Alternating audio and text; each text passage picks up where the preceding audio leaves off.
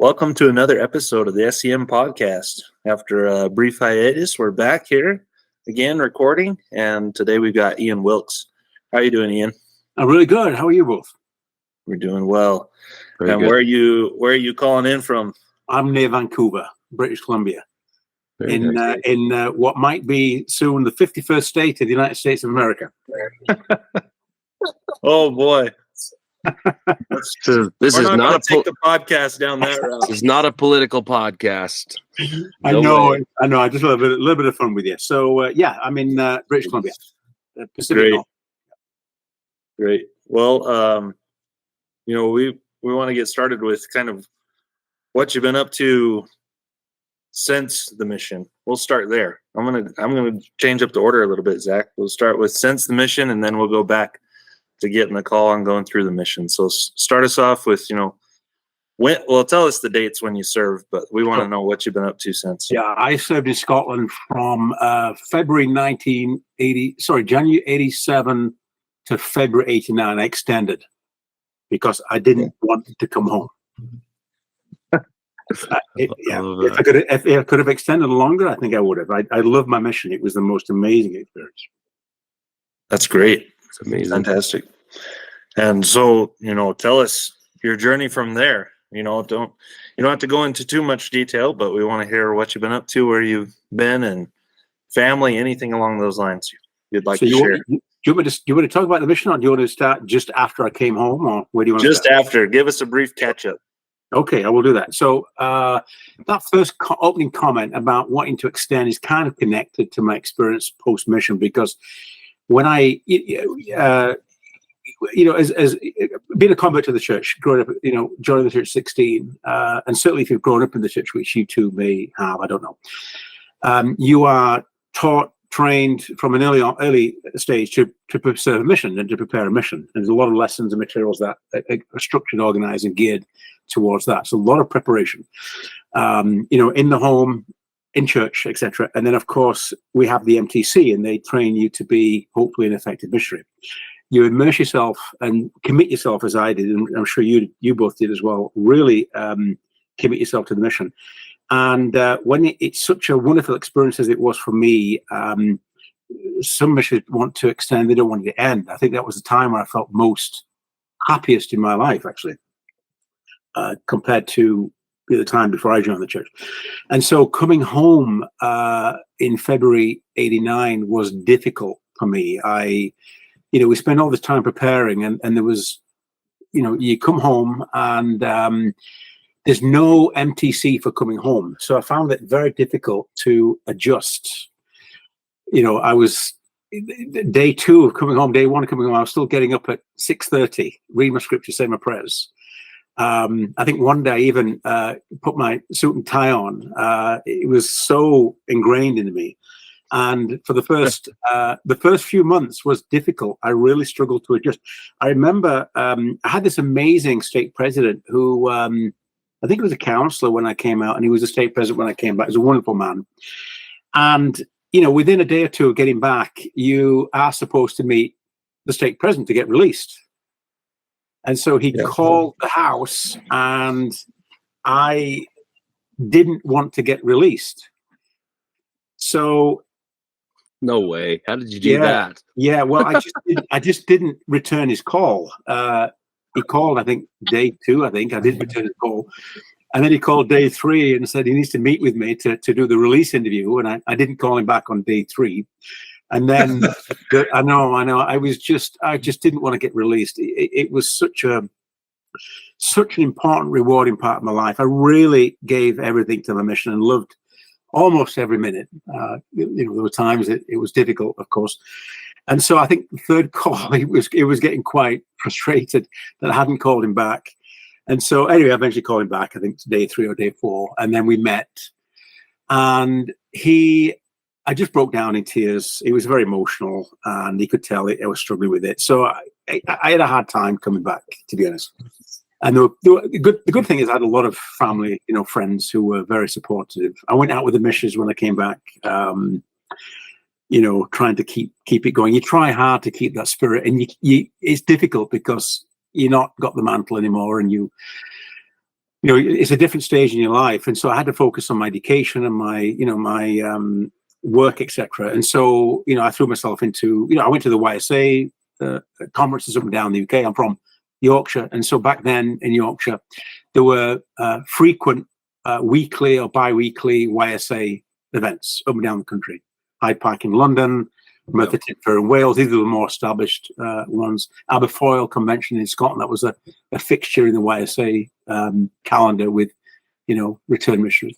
And so I had to adjust. And then the other thing is you come back and the teaching is you got to get married.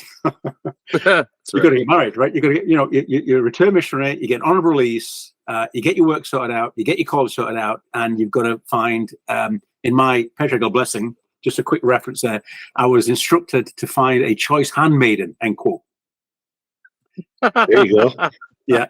So somewhere out there was this unlucky creature to marry me as a choice handmaiden. And so, we had very close camaraderie with the YSA friends. Just wonderful people. Many of them who served a mission similar time that I did, came home similar time. Some had just did better than I did, others similar to my experience.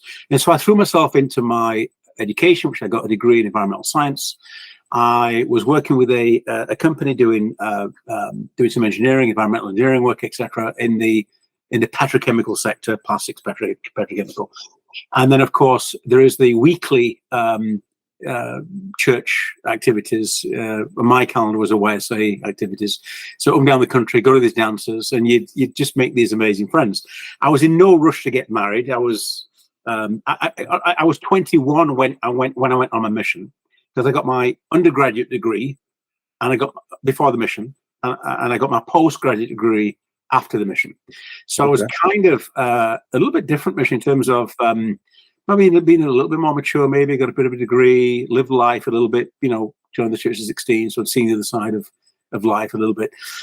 And, had a few knocks along the way. And then, leading up to joining the church, and then, started the mission, etc.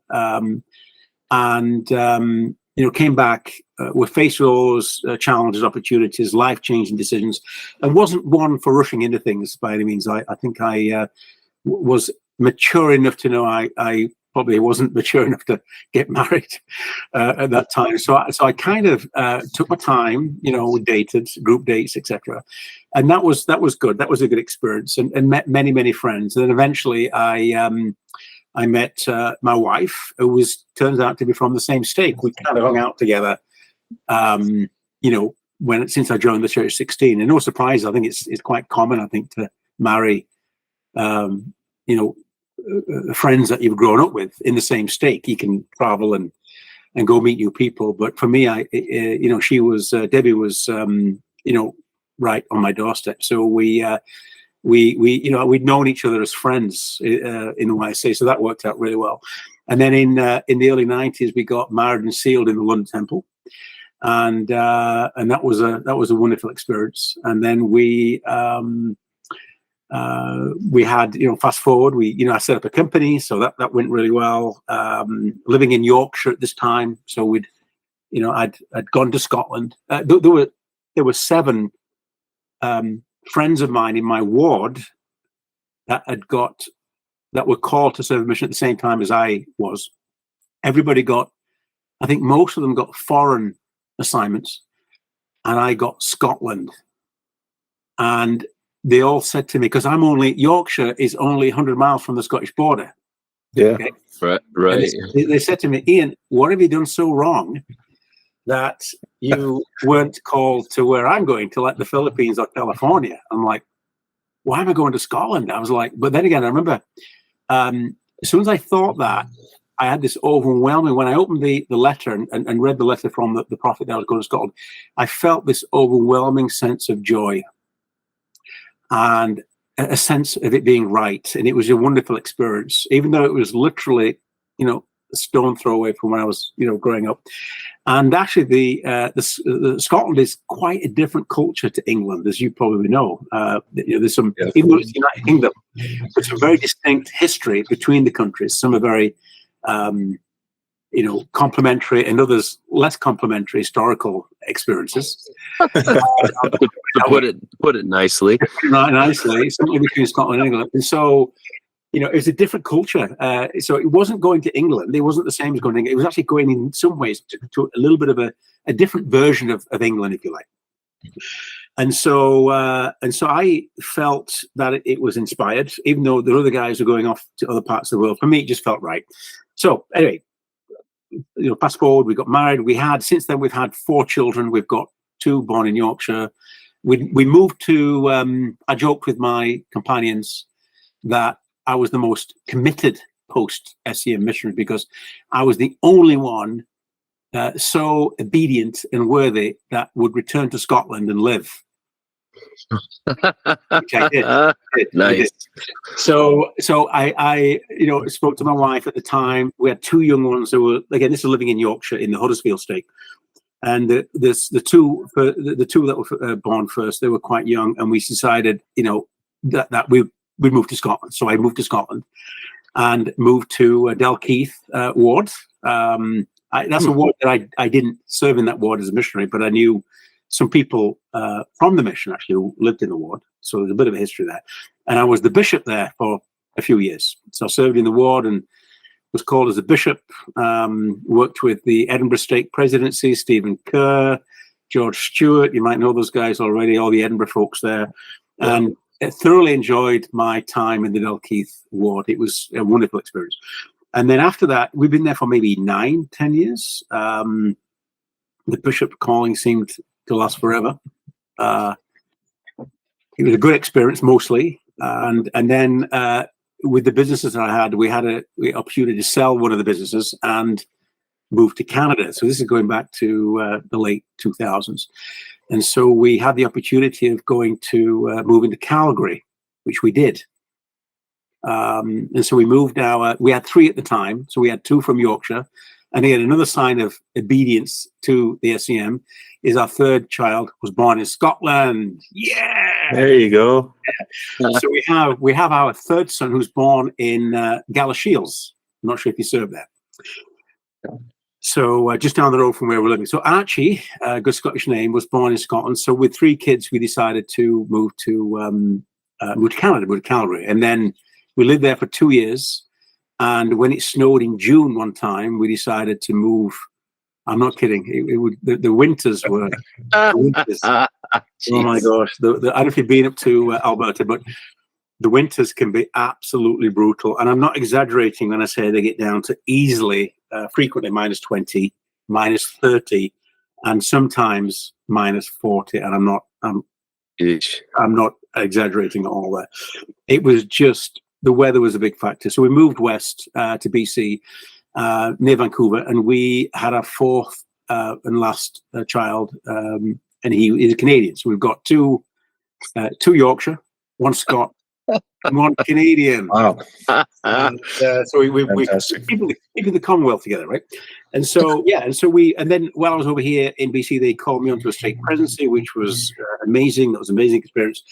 So, we lived and served and committed ourselves to that. And so that's, what else? I think that's it. I was going to ask you, Ian, so you were the bishop in the Dalkeith ward from what years? Yes, I was there. We moved to Scotland in 99, I think it was. And then I was there. We left in 07. I think it was 4 years. It wasn't the full term because we'd moved to Canada. Right. We moved to Canada. There was a calling that was discussed for me that they wanted to extend. I think it was the stake presidency thing, and we couldn't because we moved and we kept it quiet because we didn't want the ward members to know that we moved to Canada. Right. So we kept it quiet. And then when we got the interview, we said, no, we had to come clean. So we're actually not staying in Scotland. We've got this opportunity to move to Canada.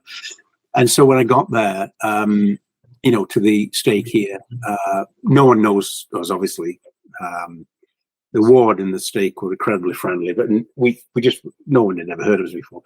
Right. And so I was very shocked, actually, to be interviewed by Elder Oakes and Elder Cook back in, when was this? 2009, I think it was, 2010. And I was interviewed. I don't know if you know the process there, but there's a bit of a process to interviewing for a stake president or stake presidency. I don't know how or why my name was, because we didn't know anyone. We would have been here a year at the time, maybe 6 months. A virtual unknown, really, in every way. And so we were, I was called as counselor on the stake presidency, which was a little bit of a shock. It's something I did not want. I commented with Elder Oakes, who introduced us and sustained us, Elder Oakes and Elder Cook. Elder Oakes set me apart. And I kind of joked that I'd managed to escape, this in Scotland. And I was, this is a state conference. And I was like, on the run a little bit, escaping, running from this calling. And Elder Oakes finally caught up with me and caught me. So we had a little bit of a laugh. You can run, but you can't hide. You can run, but not hide. But yeah, so we spent some time with him over the weekend. He was quite an extraordinary individual, Elder Oakes. Elder Cook was his junior companion.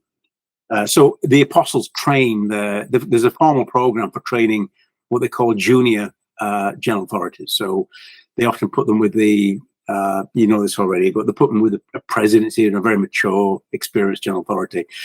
If you get the privilege of being a junior companion to an apostle, that's quite special. I think Elder Cook is. I think you keep an eye on him because I think he's earmarked for some great stuff. I think Elder Cook, not the Cook apostle, not Quinton Cook, the other one. I don't know his first name, but David Cook, I think it is. And I think he is. You'll see his name. I think he's destined for greater things. I think he's quite an interesting individual, amazing individual.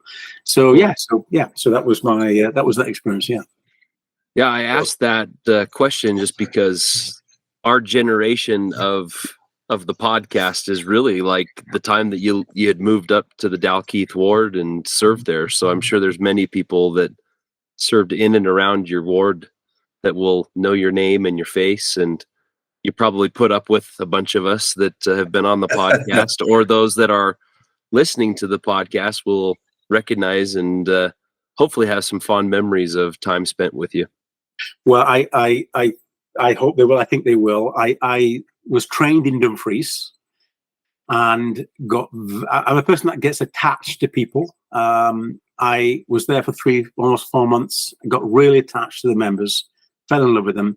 I remember getting called by the mission presidents, by the way, were President Dunn. So Joel C. Dunn, I think. Joel, not his middle initial, but Joel Dunn was the mission president, very strict, very sergeant major, very focused on the rules. He was my first mission president. And then we had Ben B. Banks, who became like a father figure to me. He was installed by Elder Ballard in July 87 to 89. Elder Banks was called as general authority by Jack Goseland in July 89. So we had two mission presidents. By the way, Joel Dunn, who was the brother of Lawrence C. Dunn, he was his son. So my first mission president's son was instrumental in me joining the church at the age of 16 as a investigator. So there's a bit of a backstory there. But the areas I served in the mission, which I got very attached to, was Dumfries. And I remember getting a call from the AP saying I'd been reassigned to the Edinburgh zone from, still in the same zone. So Dumfries was in the Edinburgh zone, and I was being called, called to the Dundee zone, which in the Dunfermline ward. And I remember getting the phone call and being very emotional privately that I didn't want to leave Dumfries. I just fell in love with the members, and I've kept in touch with them, by the way, since. And I remember driving at 4:30, 5 o'clock in the morning, if you've been to Dumfries, up to Edinburgh, through the Devil's Beef Tub, if you know that road. Yep. And then the sun was coming up. I've got a photograph of the sun coming up, sunrise, and I was quite emotional. I didn't want to go anywhere. I wanted to stay there. And I went to the Dunfermline ward, and the whole thing happened all over again. So every ward or zone I was in, I just got so attached to the members. So I was in Dunfermline ward with Bishop Jackie Watson, who was the bishop for 10 years. You know, Daryl. Yeah. Daryl and I tracted. Do you know that name? Yeah. I served in the Dunfermline ward for 6 months of my mission. Okay. And at that time, it was when Daryl Watson had just become the stake president in the Dundee stake. Daryl was the stake president. Yes. Well, I knew his dad. Daryl came back. I was with Elder Jacobs in the Dunfermline ward. This is spring '87. Daryl had just come back with Paul. What's his friend? Paul Bishop. Paul Rand. Paul Rand. Is it Yeah. Paul Rand? Yeah. Okay, I can't remember his last name. And Paul and Daryl had just come back from their missions, and we acted with them in Dunfermline. This is spring '87. So we got very close to the Watson family. Daryl's dad was, in my opinion, the finest bishop I've ever met. You probably didn't meet him. I went to his funeral in Dunfermline. He had passed away just before I got to the area. Well, I was at his funeral, and I was overseas. I flew back especially for that, because he had such a profound impact on my life. Did Bishop Jackie Watson, and the most prolific bishops I've ever met in my life. Individuals. He was the most kindest, the most spiritual, the most extraordinary man I've ever met. Actually, one of them for sure. And just an extraordinary man. And there was at his funeral, you couldn't get in. I'm not exaggerating. There was no standing room. All the seats were taken. Everybody from anywhere that knew him had traveled from far and wide to show their love and respect for Bishop Jackie Watson. He was just an extraordinary individual. And so obviously Daryl, we got to know Daryl very well. Daryl's coming on to our podcast next week, by the way. Okay. Plug your podcast for us, Sorry, Ian. What's your podcast? I need to know. Okay. Well, it's called, are you okay? Okay. I didn't deliberately do that to plug it, but I'll mention it. I was going to ask you about it anyway. Of course, since you asked. Yeah, absolutely. So Inside Out is the name of the podcast. And it's Jim Bennett and I, who are, we serve together in Scotland. Jim is the son of the former U.S. Senator Bob Bennett from Utah. Okay, So he was a senator for 25 years. Bob sadly passed away a couple of years ago. Jim's he got a long historical history, family history in the church, right back to Brigham Young, Joseph Smith. His grandfather on his mother's side is David O. McKay, and that's on his mother's side. On his father's side, I think it's great-grandfather Ziva J. Grant. And Jim serves in the choir and is currently down in Peru with the Mormon Tabernacle Choir, and has just spent the weekend with Mitt Romney. Amazing. I think Jim was involved in managing or in the Mitt Romney 2012 presidential campaign. Okay. Jim's a communications expert, so he was involved in that aspect in terms of Mitt Romney. So the podcast has been running now for almost a couple of years. It's kind of a balance. We look at the positive things of the church, but we also look at some of the things that we think maybe the church could improve on, and areas that it could improve. And so it's a very balanced, middle of the road conversation. So we've been doing that for a while. And so Daryl's coming on to the podcast next week. As you know, he served till recently very successfully as a mission president in, I think, the Netherlands. I think it was, or was it Belgium? Yeah, that's correct. Yeah. So I got a long history with Daryl. So he's coming on. So and so exciting. So Dunfermline was just another ward I didn't want to leave. Yep. And so, again, very emotional for me and Scott Jacobs, who I think left at the same time. So I was called, after that, I was assigned to Aberdeen. Another great place. Bridge of Dawn. Bridge of Dawn. And there, I think the brand president was Brian Adams, not the singer. Yeah, I know the name. Yeah, and President Driscoll, I think, was the stake president there. Or was it Herbertson or Driscoll? Can't remember. And so I trained Byron Casper, the son of the Billy Casper, the golfer. Oh wow! Okay. And so that up until then, my companionships had gone pretty smoothly. This one was a tough one because Byron, who's a very close friend of mine, we've become very close. We didn't get along, frankly, and so he wanted to play golf. I wanted to knock on doors. Well, I didn't want to knock on doors, but I had to knock on doors. I would have I would have preferred to get referrals, which there weren't many referrals, to be honest. But him and we had a pretty rocky time together, and we just didn't connect. And we kind of laugh and joke about it now because we're like best friends. But very different backgrounds. You know, I'm this poor kid from working class coal mining community in Yorkshire, investigating the church at that time, and then he's from San Diego, you know, son of a very famous golfer, and comes from a very, very different background. And I've never played a game of golf in my life, and think it at that time. I've changed my mind now. I think it's ridiculous hitting a ball around trying to get in a small hole. It seems impossible to me. So we kind of didn't get along. But fast forward into the mission a bit more. I was his zone leader later, and we were able to have a private conversation about what happened a year ago when I trained him, and we kind of put the demons to sleep, so to speak. We had that conversation, and we've just kind of been close ever since. And that was a year after he came out on his mission. So, you know, he'd matured into his mission, if you like, and we were very much had a different relationship. So again, Bridget Dawn was another wonderful experience that I had on my mission. A very profound, got close to the members and the investigators, who, by the way, I keep in touch with many of them. And then after that, I was assigned to Edinburgh to serve with Elder Wellborn, who was a Cheyenne Arapaho from the Cheyenne Arapaho tribe. And Elder Wellborn and I tracked it in Edinburgh. And so we used to track out, we had a place on Westfield in Gorgie, just outside of Edinburgh. Gorgie, if you know that. You know those places. And we tracked Wester Hales, which was an interesting place for sure. Quite a tough neighborhood. And we tracked from Westfield Road right up to I think Juniper Green, Belerno, I think it is, Wester Hales, and in that area. If you like, look at my I think it was west of Edinburgh, and towards the airport, and near Curry. Do you know Curry, just outside of Edinburgh? Sounds familiar. You look at the map, just keep going west, you'll go to these little towns and villages. So that was our area.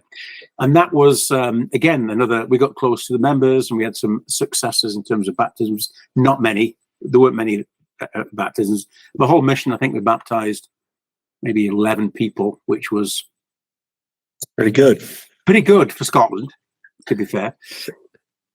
That's rock star status. Yeah, well, I can't take much credit for that, because I think almost all of those were found and taught by other missionaries. Right, so you meet someone, you teach, you got that relationship. Yeah. You then get transferred, and then someone comes in and then hates your baptism, I guess. That's a big part of missionary work as a whole, though. Like, you can't be expected to be the person that's always there, kind of holding their hand through the process. And so sometimes you have to be the alley, and sometimes you have to be the ooper that slams that baptism down, right? Absolutely. For basketball reference for anybody listening. Yeah, my two sons are basketball stars locally here, and so I've learned a bit about basketball. You're absolutely right. It's a team effort, right? Team effort.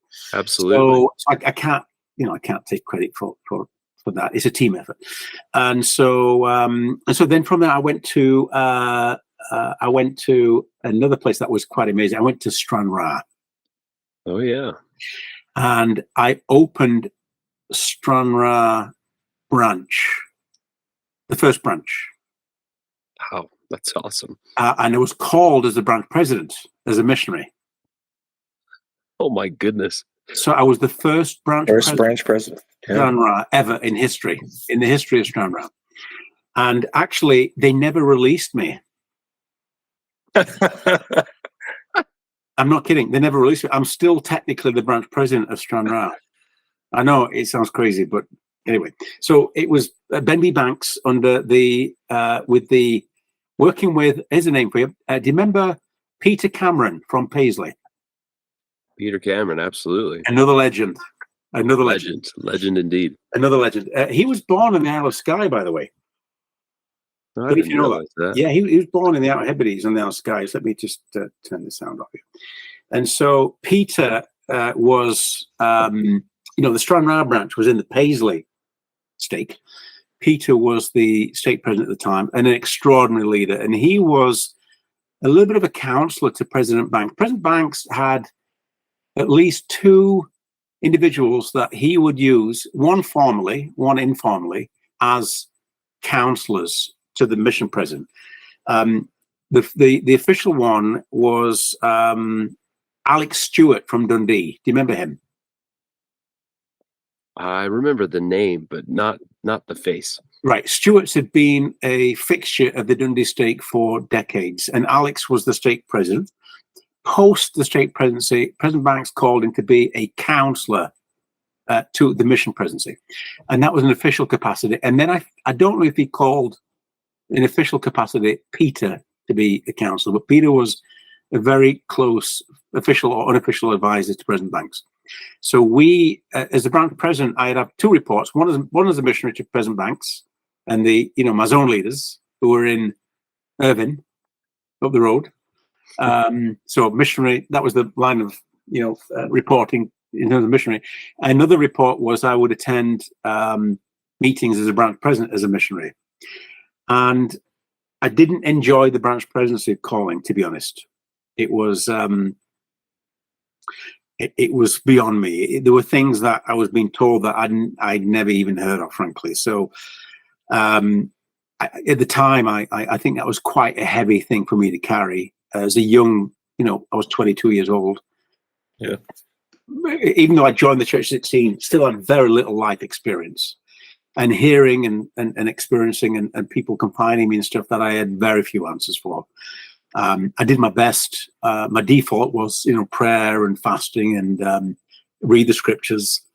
But there were lots of things that were shared with me that I just simply refer them back to President Cameron at that time or to another bishop. I just had very limited knowledge, understanding, or capacity to provide any counseling beyond prayer, fasting, read your scriptures kind of thing. So that and I was there for quite some time, by the way. I was there for about 6 months. So quite a long time. Yeah, that's a while. In Stranraer as a missionary / branch president, but again, got very close. We had some successes down there. We had a few baptisms, which is good. Some of which are still active. They've moved to different parts, but Stranraer is still a branch. It's still going. I think they've got their own building. We used to meet in a school and then a hotel and a community hall. In fact, our branch was our day on the Sunday. There was a small branch, unofficial at that time, in Stranraer, and then at noon we'd head to Bar Hill. And if you know Stranraer area quite well, but there's a little village called Bar Hill, and there was a few members that lived in Bar Hill. We'd attend there for, I think, noon, and then we'd drive to Newton Stewart for the other branch. There was a cluster of investigators. So Sunday was early morning was like the branch presidency meetings. Then we'd run the branch for in Stranraer for a couple of hours. Then we'd travel to Bar Hill and run a branch there for 2 hours. And then we'd drive the other part of the triangle to Newton Stewart and run a small branch meeting there with those investigators there. And then we'd drive west to Stranraer. We'd get in maybe 5, 6 o'clock that day. That was our Sundays. It was amazing, but we were exhausted. I'm sure. Yeah, and then and you jump into any questions you've got. But after that, I was called as a zone leader in the Inverness zone. I was there for, again, 6 months. I think Stranraer and Inverness was half the mission, so I was called up there and was the zone leader. And the Inverness zone at that time, I'm not sure what the situation right now. Elder Gosland, who's passed away, he was a general authority, got some permission from whoever it was in the church to split off from the Aberdeen stake all the units above Inverness. So Aberdeen, you've got Bridgerton, Aberdeen 1 and 2, I think it was back then. You had Elgin, so we used to go to Elgin quite a bit. There was a small branch in Nairn at the time, if I'm not, no, sorry, Nairn went to Elgin, I apologize. There's an Elgin branch, very small, narrow building, if you've seen that.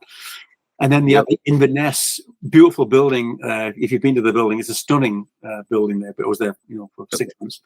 And then after that, Alness, Stornoway, where we'd tracked or spent our time with Stornoway, Shetland, and the Orkneys, and Thurso/Wick was all came under the mission jurisdiction. So President Banks effectively was the state president of Alness, Stornoway, or Isle of Lewis, Orkney, Shetland, and I think it was Thurso/Wick branch. That fell under the mission at that time. I don't think it's like that anymore. I think it's changed. I don't know. So we had other ecclesiastical responsibilities as zone leaders to go and support those members, acting for and on behalf of the mission. The mission president, who had the keys, essentially, not just as a mission president, but also the keys, the state presidency, state president, for areas that the mission members couldn't reach, couldn't serve, because it was so far away. So yeah, and then after Inverness, I came home. After that, I extended. I think I came home in February '89, and again coming home was I had the final interview with President Banks. I broke down in that interview as well, and it was a very personal, a very private conversation, and it was, it was just. It was such a joy to serve in Scotland. I fell in love with the members. Fell in love with most of the Scottish people. The ones that told me to get back to England, New Sassenach, they were a little bit harder to love, but I still try to love them. My companions, I had success with almost every companion apart from two. One of which I've mentioned earlier. And the other one was a little bit more difficult, a bit more complex, and that's probably not for this conversation. So that's fine. Yeah. Oh, that was a great run through there of all those areas. I started in Dumfries as well. And cool. You hit a lot of overlap with Zach and some of the areas you served too. So that's I fantastic. can tell you right now, Ian, if I was in Inverness for the last 6 months of my mission, you probably got there around August time. Like, I wouldn't have wanted to leave either. That place is unreal. I love Inverness. It's awesome. Yeah, I got there in August, and again, it was wonderful. And so, Jack, Dumfries then was your. I'd love to know where you guys served, if you're okay. You tell me the area, but yes, Dumfries was your first area. Then we'll know all the same people. You'll know the Biggers. You'll know Sister Crichton. You'll know all the members. In the war, I'm sure. Do you keep in touch with them? I haven't been able to keep in touch with hardly anyone from over there. That's been one of the joys of this podcast, actually, is just hearing updates through the years through the eyes of other missionaries as they've gone through the areas. So it's been fantastic. But I served in Dumfries, Cumbernauld, and then Peterhead. That's where Zach and I met. I trained him up there. Oh wow! Okay, cool. Yep. And I came back down to Falkirk and then finished out in Glenrothes. Glenrothes, yeah, not far from Dunfermline. That's amazing places. And in the zone with so President Watson was the state president when I was there as well. I was in the area when he was called. So right, President Watson. I don't think I met him. What, did you have one mission president on your mission? We had two in my time. Jack had just the one, but we had Bill and Heidi Vreens were the mission presidents at the beginning of my mission. I know those two. And then the Fredericks were the mission presidents that came in after that. Right. I was in Scotland when you were in Scotland then, because President Vreens just been called. There was a bit of an overlap there. So I got there in 99, left in 07. And what you were there in? You both were there in which years? I was there 04 to 06, and I was 05 to 07. Oh, wow. So, Same time I was in Scotland at the same time, right? yeah. So that's why I said, we have some familiarity with some of the people that were in the church and involved in leadership positions at that time, just because we happened to be there at the Right. same time frame. So, Right. as far as my mission is concerned, so again, I started with Jack as my trainer in Peterhead, as they say. Yeah. And then I went to Dunfermline. I was there for 6 months, which I loved every second of that ward. It was amazing. Then I went across to the Paisley zone and served in the Johnston ward, where I met Peter Cameron. I think he was living in the Johnston ward at that point in time. And then I served in the Isle of Orkney for a short period of time, and then came down to Glasgow city centre for a couple weeks before I ended up in Montrose. And Montrose for 6 months, then Hamilton for 6 weeks, just south of Glasgow, and then Aberdeen zone leader for my last 6 months of my mission. Right. Oh, wonderful, wonderful area. Yeah. If you do want to keep in touch with the units that, areas that you served, you know this already, many of them have ward Facebook pages or the stake, right? And so I think I belong to them all, keep in touch with many, and you know about these pages already. That's another way I keep in touch with them as well. And then I get back to the UK once a year, and there's for a month, maybe 5 weeks with my family, and there's at least a week and a half of that catching up with people that are in Scotland, and kind of a whirlwind tour to catch up with as many people as I can, just to keep these, as these are lifelong relationships. Very much. Yeah, and they become such a part of your life. And I'm one that gets attached to people, and I'm sure like you guys as well. And so I try to maintain those as much as I can, anyhow, maintain those relationships, which had such a profound impact on me. Right. I feel the same way with you, Ian, that social media as a whole was brand new, kind of towards the tail end of our missions, or even at the beginning of when we started serving. And Facebook has been the catalyst for me staying in touch with people in the UK, as far as former missionaries, as well as members in Scotland itself. And I had the privilege of going back to Scotland last summer, and I hadn't been back since 2007. So shame on me for that. But the reunion was absolutely electric for me, to be able to walk into the buildings and to walk into homes and parties, and just to be embraced as if I'd been there, every day since that moment in time. And just amazing people. And as again, the connectedness of this podcast has brought us together to celebrate the relationships that we have with those amazing people that hold down the church in such a way that is not easy, but we salute them for their efforts and want to pay homage to them with our memories through the podcast platform we've created, which has been so much fun. Good. I think it's amazing that we can use this technology to connect. Do you both keep in touch with you both kept in touch, Jack, you trained Zach in Peterhead, I think you said. Obviously this is a, forever relationship. Have you kept in touch with your companions, the former missionaries at the same time that you served with at the same time? Or? We've been able to connect with many of them through this podcast again. Even Zach and I'd say we lost contact for a few years off and on, saw each other as rivals in university, but reconnected when I moved here to Colorado. And then through this podcast, I've had at least half of my companions come on and have a conversation. I think Zach is the same. We're still trying to get the last few stragglers to come join us here. If you're listening, you know who you are, please that's right. come on.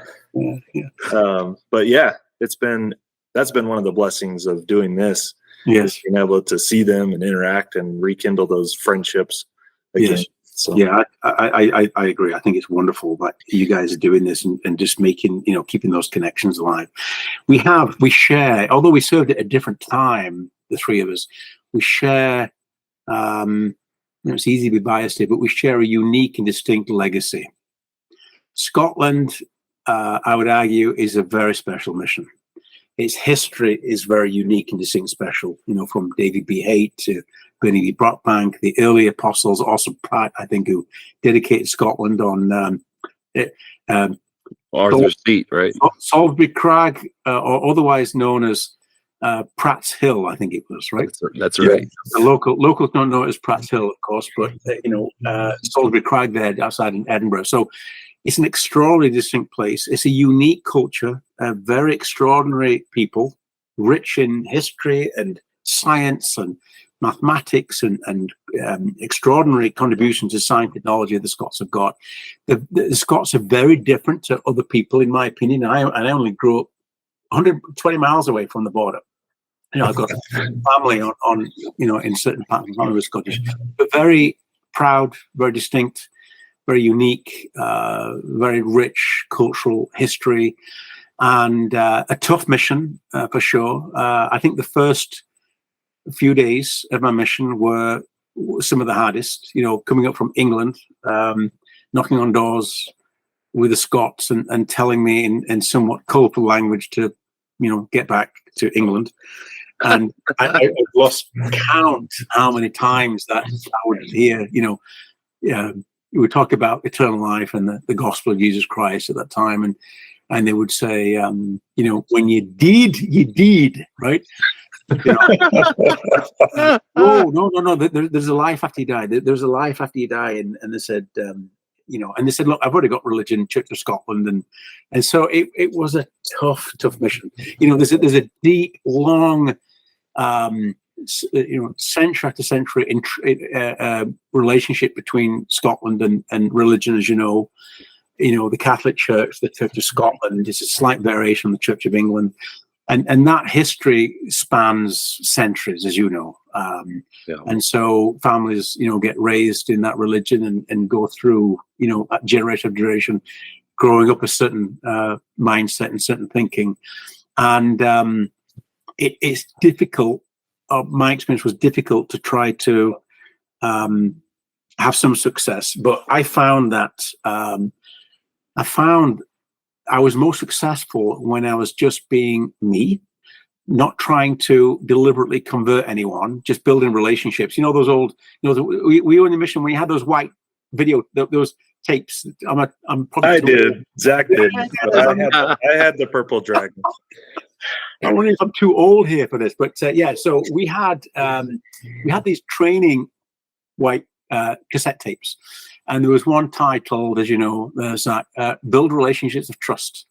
Yeah. Okay?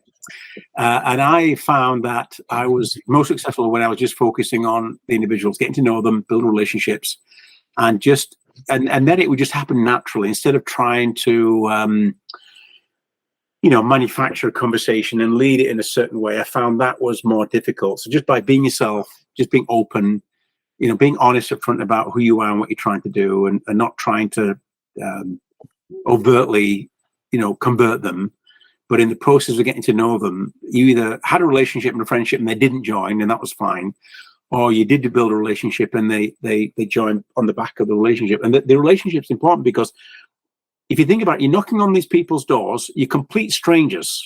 You've never met them in your life. If you come from America, you've got this weird accent. Yep. You dress like a double agent, right? Or the police. Yeah, you knock on that door, the police, you knock on that door, you have no idea who's going to be answering the door. When they look at it from their side, they're coming to the door, they have no idea who's behind that door, right? And they open the door and they think, oh my goodness, Marvin mysteries, what now? And then what happens is interesting. You're asking them, and they feel a little bit of obligation or pressure to answer, maybe. You're asking them some of the most important, pertinent questions in life, just on the doorstep. I mean, do you believe in God? Do you believe in Jesus Christ? Do you believe, when I was on my mission, they introduced what they call the family questionnaire. I'm not sure if you guys use that.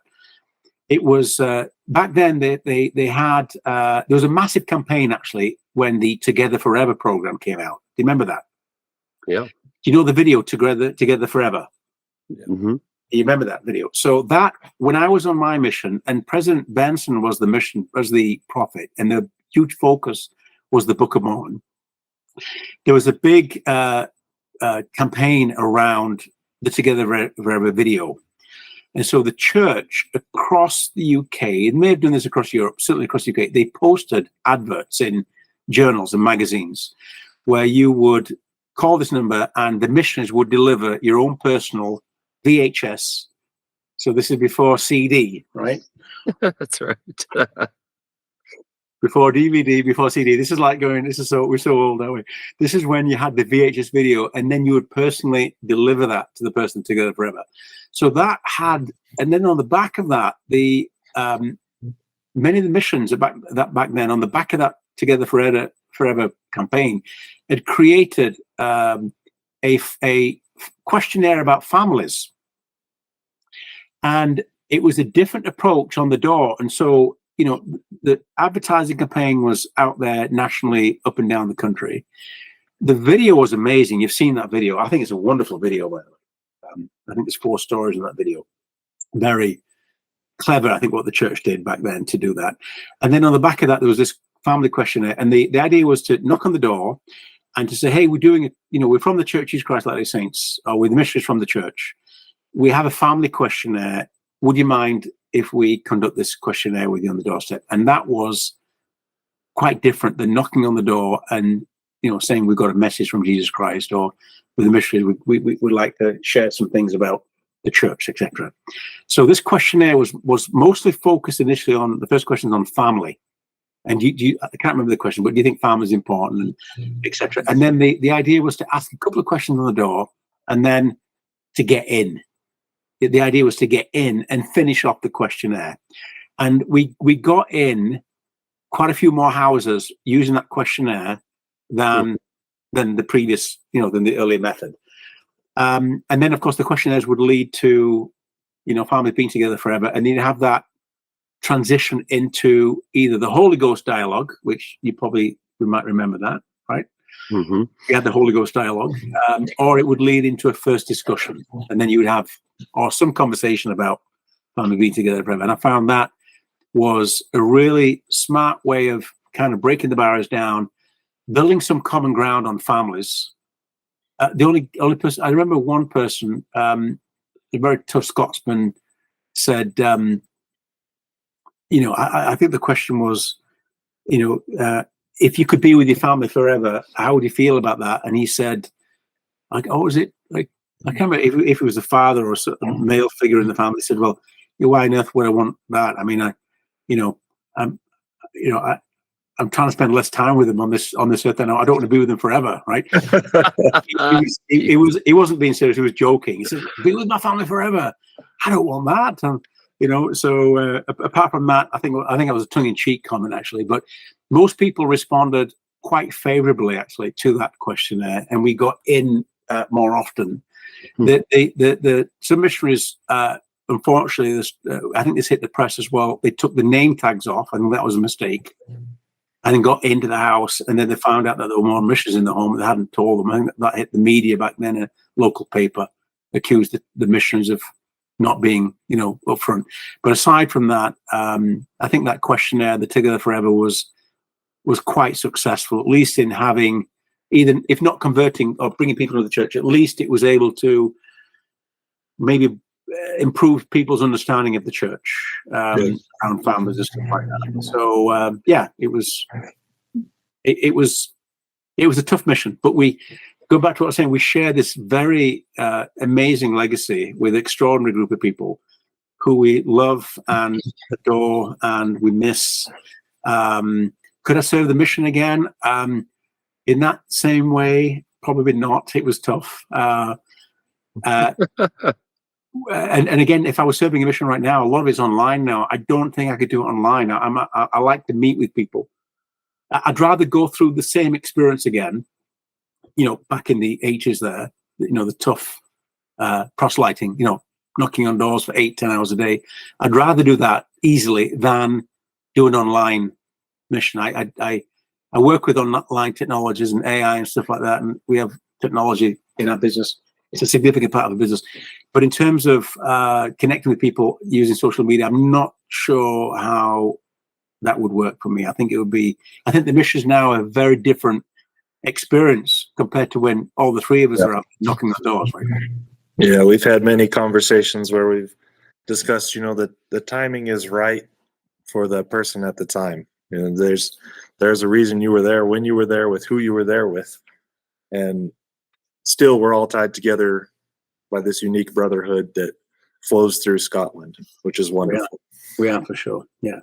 I've definitely thought about what it would be like to go back and do it again with what I know now and my skill set that I've developed, because I can tell you right now, I'd be in every door. Very good. Very good. That's excellent. That's excellent. It's interesting because that, that flags up the thing we said earlier. When we go out there, I was 21 when I went out. You probably guys were maybe 19, maybe. Yeah, true. So you're just a young kid, really, right? Right. You think, I remember meeting President Joel J. Dunn, the mission president, first day in the mission home. Everybody's asleep apart from me. They're on different time zones, right? Matt Holland, who I served with, Jeffrey's son.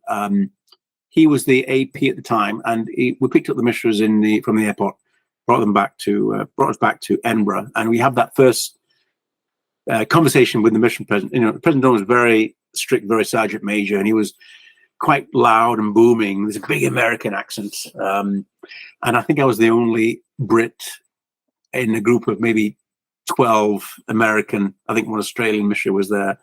And he was booming at us saying, "You think you know the church is true. You don't know the church is true, but you will by the end of 2 years. You'll know. You think you have a testimony, but you don't have a testimony. You'll know." It was just a huge, big, loud conversation. And and I looked at the faces of the other missionaries, and they looked terrified. And you think the NTC is prepared you? Oh, he said, you don't know anything yet. I think they were quite scared. And the NTC never prepared me, by the way. I was in the London NTC, and we had this wonderful group of people, and we do the role plays like you do in Provo. I guess you went to Provo, maybe. And you sit in front of all of your, in Provo, you have probably 100 missions there. In ours, we have 20 missions in the London NPC. You do these role plays, and every role play is so easy and so nice. And, in the role play, they'd all let you in the door. Say, "Hey, Elder Wilks from Church of People, got a message for you. Talking about families. We have a few minutes. Yeah, come on in. And I'm like, and I said to the missionary, "Is he like this in Scotland?" "Oh yeah, you'll be fine. You'll be in every door." I said, "Guys, this is going to be great." I said, "If this is what it's like serving a mission," and they kept saying to me, "Elder Wilks, this is," because I said, I was asking probably most of the questions, quite annoying maybe, but I said, "How realistic is these role plays?" That was President Jones, who was the MTC mission president. I said, "This is Scotland. What's it like up there? What feedback have you got from Scotland? And how realistic are these role plays about getting into the houses?" And he said, "Oh, this is role plays are all researched from experience in Scotland." I was like, "Really?" I said, "Yeah." I said, "That's great." Because I said, "I just love these role plays." I said, "If it's like this, it's going to be fantastic." Right? Anyway, the reality was, oh my gosh, the reality was completely opposite. Not quite, huh? No, not quite. It was quite opposite. Yeah. But so President Dunn was. It was pretty. I thought I'd joined the army actually. And when I was out, by the way, being trained, you had to get up at 5:30. So the rule why was that? Until you pass the discussions off, actually. Oh, get up for an hour extra they memorization. Deprive you of sleep in order to tell you to memorize? That sounds counterintuitive, right there. It gets better than that. So President Dunn, who was super strict, we were instructed until we'd passed the discussions off to get up at 5:30. Now, Jack, you served in Dumfries. Yeah. Do you know a street called Nith Place? How well do you know Dumfries? Recall it. No. Okay. How well do you know Dumfries? Quite well? Not that well. Okay. No. Do you know the White Sands? You know the area near the river, the old bridge? Yeah. Yeah. All that area is called the White Sands. It floods every year. It's that area that floods quite a bit, right? Okay. Just in from there, near this small mall that they built, was a small street called Nith Place. And I'm not sure where it is in relation to where the missions are at. And Nith Place, our flat, was opposite a motorbike shop called Scott Speed. Do you remember that? Oh, I don't recall a motorbike shop. And Scott Speed was this motorbike shop right opposite the apartment, the flat there. And every morning at 3 o'clock in the morning and 4 o'clock, the alarm would go off. and it would drive me crazy because my mission, like a trainer worked me to death. I mean, we would run back to get that extra door. We would literally sprint back to the flat. It was the hardest work I've ever met. And then we were in bed. I was exhausted at 10:30. As soon as that prayer was done, I was gone. Then almost every night that alarm would go off.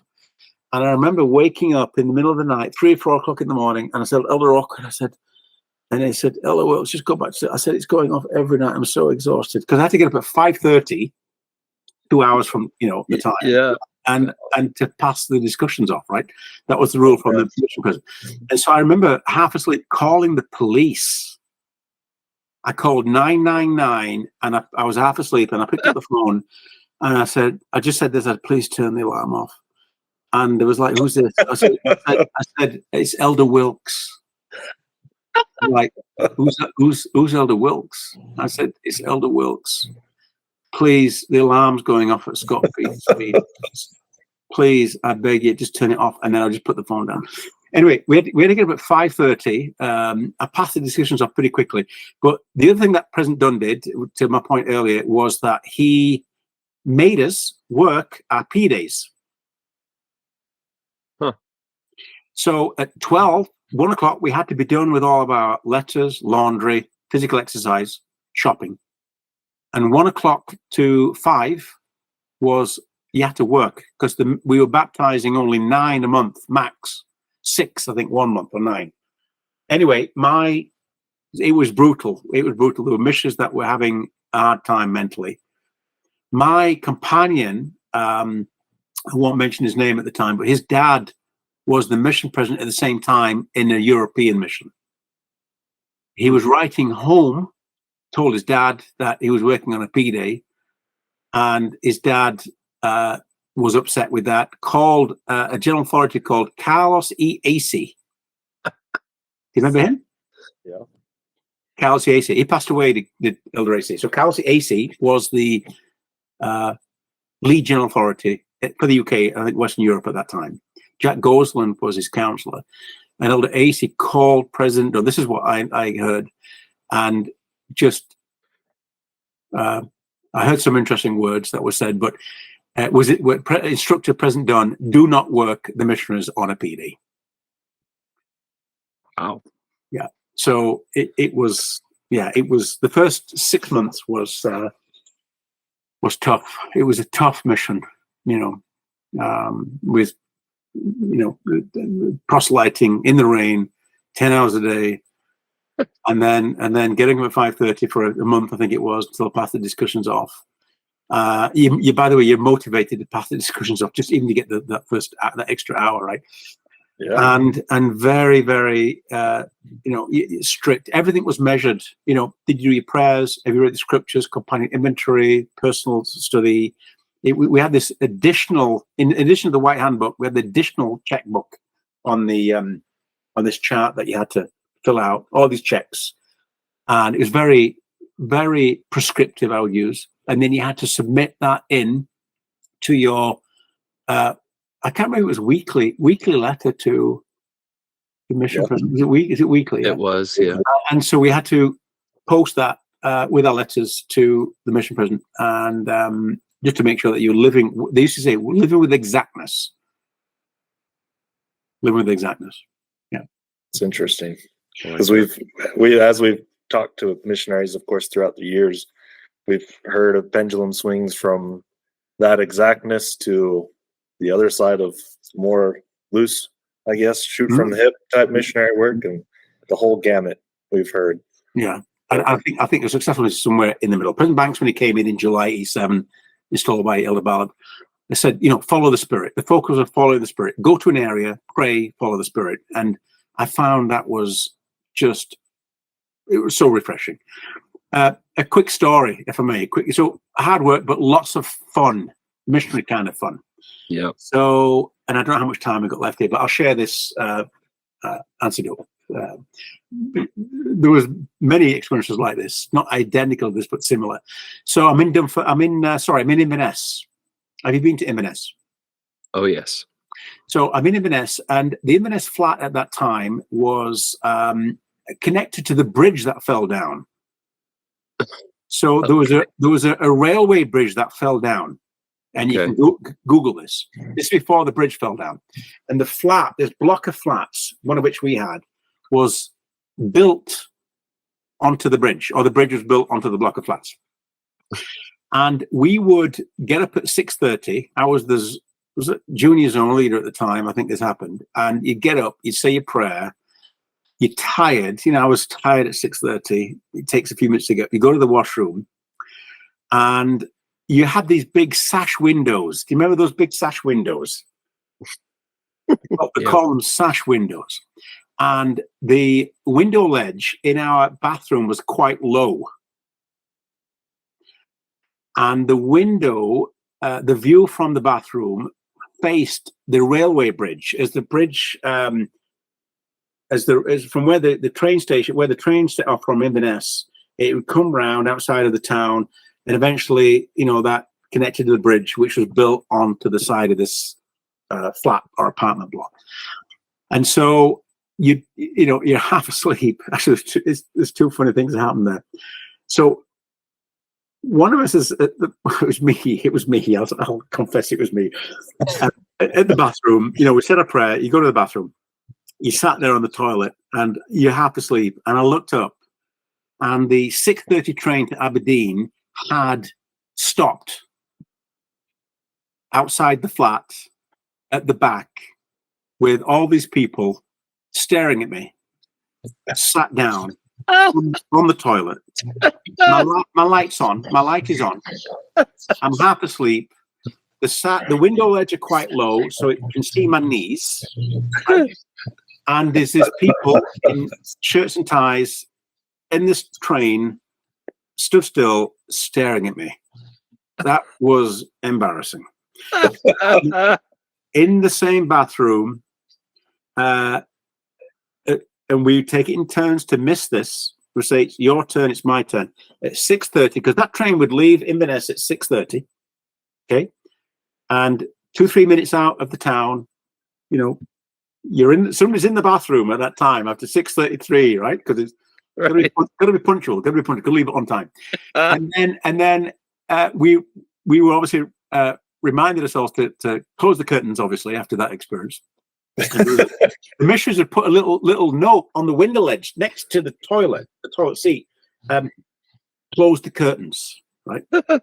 And anyway, when the train went past, so that time it had stopped, and that was very embarrassing for me. But obviously, leaving the town, it would be picking up speed, and by the time it reached the bridge, which again it fell down, I think a year later. But by the time it reached the bridge, which was connected to the structure of the flat, the whole flat building would shake. And so, if you were in the shower head would fall off and burn you quite badly, actually. Oh my gosh. Or the building would shake so bad, and you could feel the vibrations. And then you'd have to hold the shower head so it wouldn't fall off and burn you. Because when it was one of those where you just, those old shower heads you could take it off and use it with one hand to shower. And if it fell upside down, it would get hot, and it got be quite painful. And so we would take it in turns about who's going to get that first shower. And then we could hear the train coming, and we would I remember holding up the shower head as the train shot past, and the whole building is kind of shaking. And I'm holding this shower head and waiting for the train. Is it this building? Like, I'm doing my own research here. So is it the building here? That's like right, adjacent to the viaduct? Right. You see your finger? You see the white, but not other way? Go other way? This one? Keep going. That one? Keep going. That's it.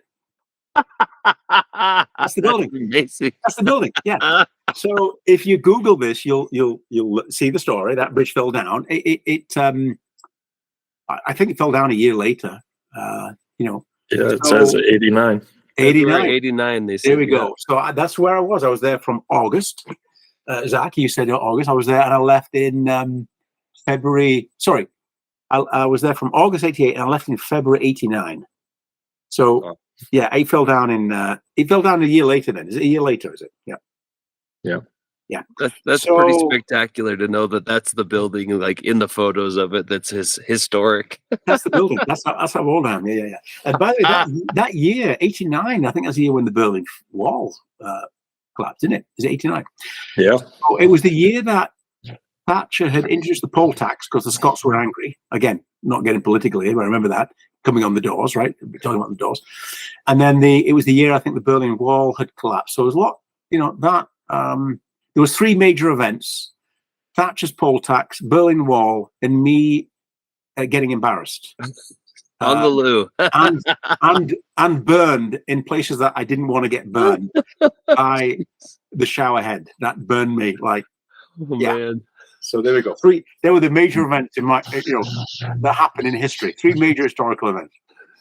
You also had Lockerbie while you were there, right? Yes. So great. I'm glad you raised that. So I was in Dumfries in was it January '87, and then we tracted Lockerbie extensively and Lochmaben, if you know that area. Yeah.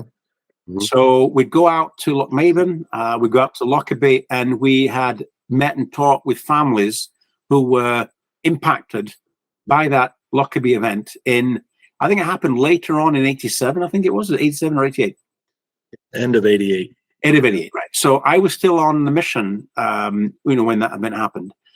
And I'd been there earlier, knocking on doors in Lockerbie, and connecting with the families, 2 of whom were directly, I think debris had landed in their backyards. That was, so I wasn't there at that time, but we were there earlier before that. Yeah. I used to go to a place that I go every year because it's a very special place to me, very personal, very precious, spiritual place, a place where I used to write home, from Dumfries, and it's a place called Rockcliffe. So if you go west of Dumfries, one of the places I've got Glencaple, just south of Dumfries. I got a lot of memories there. But also if you go further along the Solway coast from Dumfries, not too far, maybe 5 miles or 10 miles out, we would go to Rockcliffe, and I'd write letters home on the rocks there with the tide coming in and out. So every year when when I go back, I stay with Lorraine and John Bigger. Do you know those guys? Can't say I do. Yeah, Lorraine, go back to church now. John is not in the church, but I've known them for a long time, and so I stay with them, and I catch up with the Dumfries guys when I'm there. And I've had friends from my old stake in England move to Dumfries, but I go to Rockcliffe, and I sit on the same rock every July, August while I'm in Scotland, and it's a very spiritual, very peaceful, very wonderful place for me, and just outside of Dumfries. So a lot of precious memories. I'll probably be taking way too much time than you wanted, or. This is fantastic. Not at all. Not at all. We've enjoyed every minute of it for sure. And thank you. Actually, I think, you are kind of opening up another generation for us of hopefully what will become listeners and guests on our podcast. We're open to anybody who served in the mission. We generally get more participation from those who served around Zach and I's time, of course, but we'd love to have more on from earlier generations of missionaries. So this has been great. Thank you. And if, to that point, Jack, I've got some recommendations if you're interested in people that you could come on. We've had Richard Bushman onto our podcast. We've had some pretty big names on the podcast in terms of historians or leaders of the church. Wonderful people with extraordinary experiences of the church. We've got a couple of other interesting people that we're planning on coming onto the podcast. And my podcast companion, Jim Bennett, I think you should consider having him on as well. He's a wonderful, extraordinary individual. Again, a very different background, different experience than myself. And I think he could be an exciting candidate for your podcast as well. So. This is a random question, and I don't even know if it's the same time frame. Did you know a Sister Dewey in the mission when you were there? Yes. Sister Dewey, Ann Dewey, is my aunt. Oh, wow. Okay. Yeah. And she's one that I need to get on the podcast too. Right. So. Yes. Sister Dewey. I may, the name's familiar. I can't remember where or when, but the name. She's the person. Every time I have a conversation with her, the only place for whatever reason in her mind that she recollects serving was in Glenrothes. And I think she served in Hamilton for a short period of time too. So we had that connection when I went back. But yes, so Sister Dewey, now Ann Hewlett, she needs to come on our podcast. I'll call her out, and then I'll call her and tell her to come on the podcast. Yeah, absolutely. Mention my name. Yeah, if you are interested in expanding beyond the years that you were there, I think that would be. I think that's interesting because you get the perspectives of what the church was like and the experience like through different times, right? I was there, 10 years before you guys or so, 10, 12 years or whatever it was.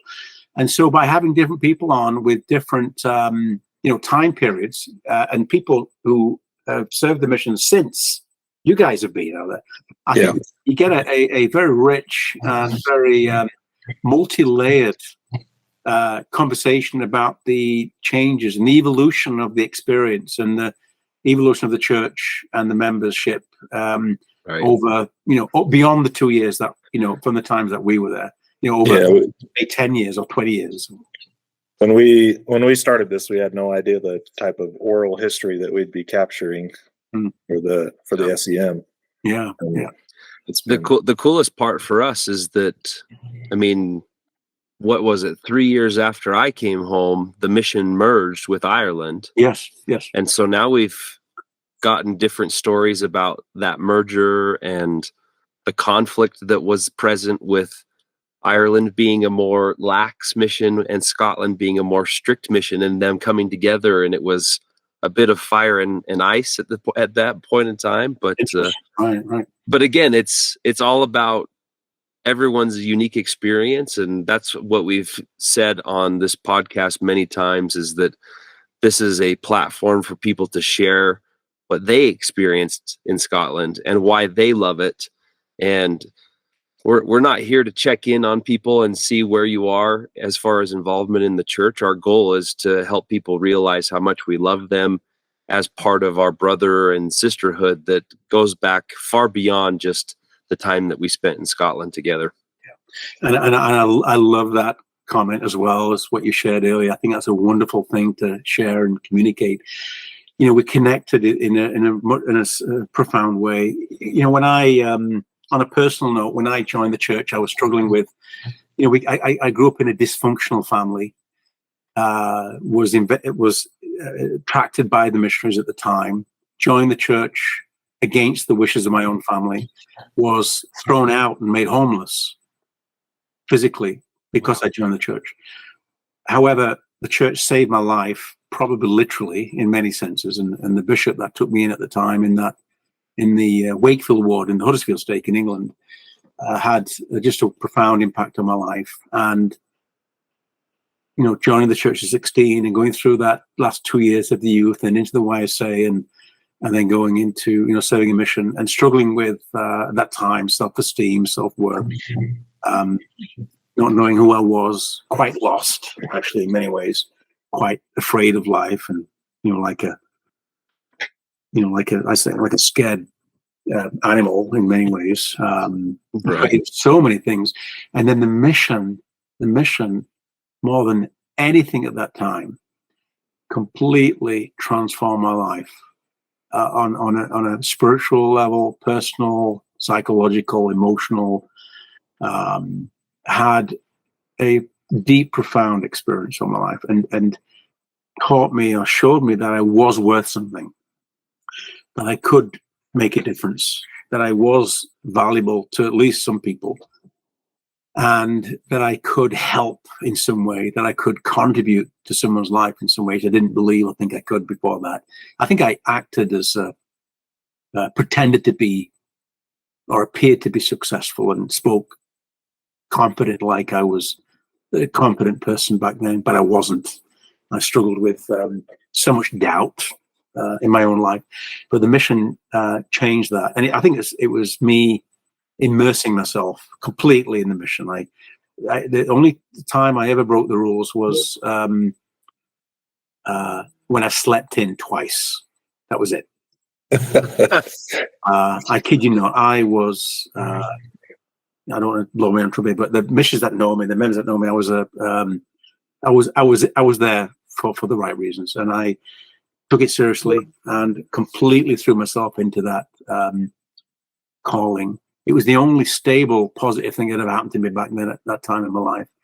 The relationship, it taught me so much leadership, communication, and I came home a very, very different individual, somebody that had some self-value, some self-esteem. I was never overconfident. I don't think I've struggled with overconfidence in my life. I've always had to fight, internally for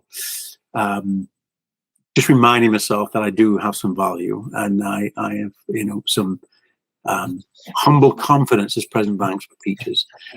And, matured up and grown up a little bit, a little bit of depth to me, a little bit of, just accepting who I am. And so I all these change and improvements in my life, many of them I assign to the church and the church teachings. The church saved my life. It spiritually, certainly, and maybe physically, I just didn't want to. I just didn't see a future for me back then, and so the church came into my life at the right time. And then the mission, my gosh, the mission gave me all the other things that I didn't have. Leadership and communication and confidence, a little bit of confidence and skills, right? All the skills that we were learning that I didn't have. And so, I was there with missionaries that had grown up with all this. Going through the primary, I didn't have primary. Going through all the youth, I didn't have that. Going through, part of the YSA, maybe a little bit older, I only had a small part of that. And so the mission was a crash course for me in life. And again, to see people's lives transform in a very personal, spiritual way, and for them to hug me and shed tears and thank me for something that I never at the time fully understood or appreciated. That's had a profound impact. So I've kept alive many of those relationships and still maintain them to this day. So the mission was extraordinary, profound in so many ways, even more than what I'm sharing here right now. And I honestly believe, and I'm a bit biased here, that I served in the best mission at the right time for me. And I still believe the S.E.M, I think it's Scotland Island mission now. It's okay. We'll let those guys in. Yeah. I think it's the finest mission in the world. I really do. And I know we all feel that about, our missions. Our friends who've served elsewhere say the same thing about their mission. So it was just a wonderful experience for me. And I think about it often, a lot, several times a week. I still, connected to it in some ways. So anyway. That's fantastic. Grateful for this opportunity to share this with you both. Thank you. Thank you so much for coming on and sharing that with us. I mean, nobody here is going to disagree with you that the S.E.M is the best mission. That's for sure. We love it, and we love you, Ian. We're grateful that you're our brother in Scotland. Thank you, Jack. Thank you, Zach. I'm grateful for you making me feel welcome. I feel comfortable opening up to you both. I appreciate that. And I think what you're doing is extraordinary. And again, if you want some recommendations or referrals for other people, absolutely. Pile them on. Like, we love referrals. Anyone, share this with them and then say, hey, they'd love to have you on as well. Yes. It's very simple. I mean, like Jack said, we have thrived on the power of referrals and also persuasive conversations. The prodding via social media and finding people's phone numbers through our own means. Yes. And it's a lot of fun though, because it just reminds us all that despite all the intricacies of our lives, we still have that piece of our history that involves being and doing what we did in Scotland, and it's forever a part of who we are. Totally, I agree. And these referrals, if we do them, that might make up for the lack of referrals that we all got on our mission. That's right. There we go. Thank you. It's been a real honor to get to meet with you. I know we don't know each other, but it's been a real honor. And maybe you guys could come onto our podcast. How about that? That would be awesome. We'd love that opportunity. Okay. Well, love to you both and your families. And again, thank you for this privilege and honor of being able to have this conversation with you both. Absolutely. Likewise. Thank you. We'll give you a then. Sounds good. Okay. Ian. Take care, Zach. Take care, Jack. Bye-bye. Bye. Bye.